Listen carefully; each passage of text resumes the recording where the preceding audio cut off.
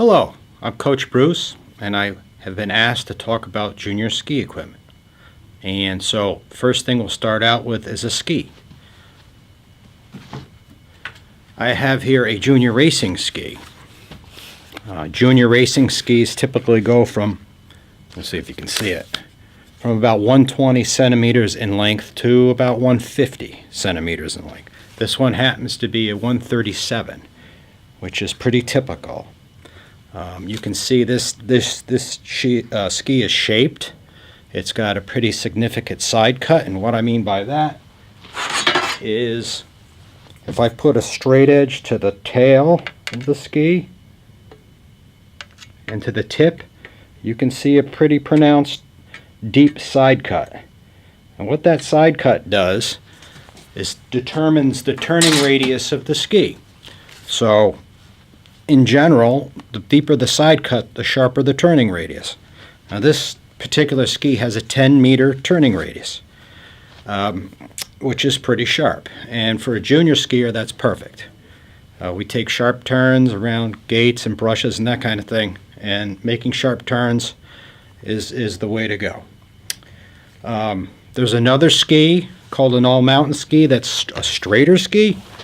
And a lot of you have rented or leased those, and they have a longer turning radius, so it makes it harder for the junior racer to make a sharp turn. And so a ski like this is perfect. Okay, we should make it as easy as possible for these youngsters. So this is the type of ski that I would definitely highly recommend.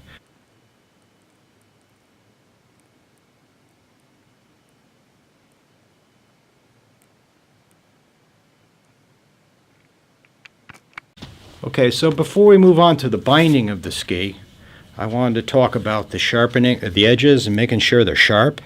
You can do this by going to your local ski shop. They can sharpen them for you, or you can ask a coach to sharpen the skis for you. But it's important that the edges are sharp, because we're skiing on ice or hard pack, making sharp turns, taking brushes or gates or just turning in general. So you want to make sure your edges are sharp.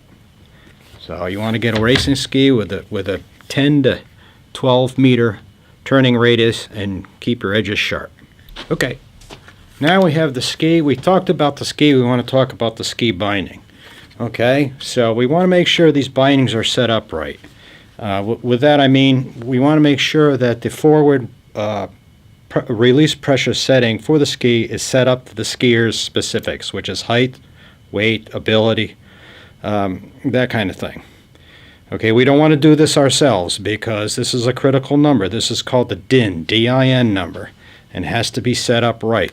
So we want these bindings to release when they need to prevent, you want them loose enough to release to prevent an injury. However, you want them tight enough so that they're not popping off for no reason. And so what I see a lot is the bindings for these youngsters are set too loose. So they'll come off when they get on the ski lift, they'll lose a ski, or at the top, the skis will fall off for no reason. And if the snow is sticky, it gets stuck underneath the boot. You can't get the boot back in the binding. It takes a lot of the coach's time up to try to get this poor kid's ski back on, and it's frustrating for the coaches. It's even more frustrating for the kids because they want to keep up. So we want to make sure this forward release pressure and the side-to-side release pressure for the boot is set properly. We want that done by a qualified ski technician. Okay, that's a critical number. That's everything. So we want it to release like it's supposed to release. That's the most important thing about the ski binding, is the forward release pressure, or the DIN number.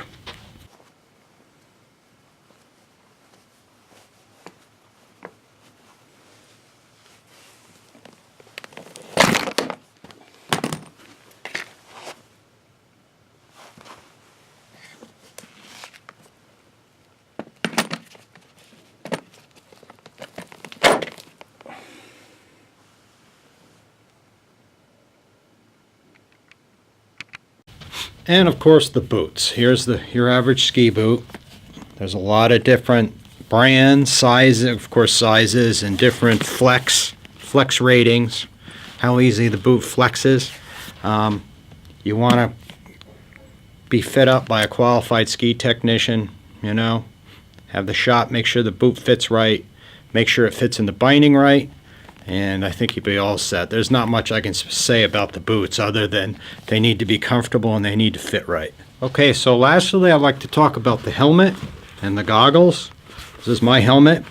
This is a good helmet, but there's a lot of them out there. This is your child's head, so we want to make sure we have a good helmet.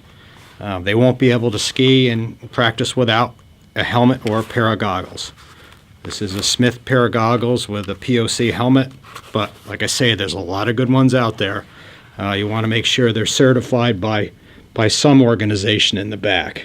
I don't know if you can see that or not, but you know, you just want to spend the money, get a good helmet. I know they're going to grow out of it. You might be able to sell it to someone as they grow out, but I can't stress that a good helmet is very important. So that's that. The other thing is gloves. Gloves or mittens. You want good gloves, mittens. We want to keep their hands warm.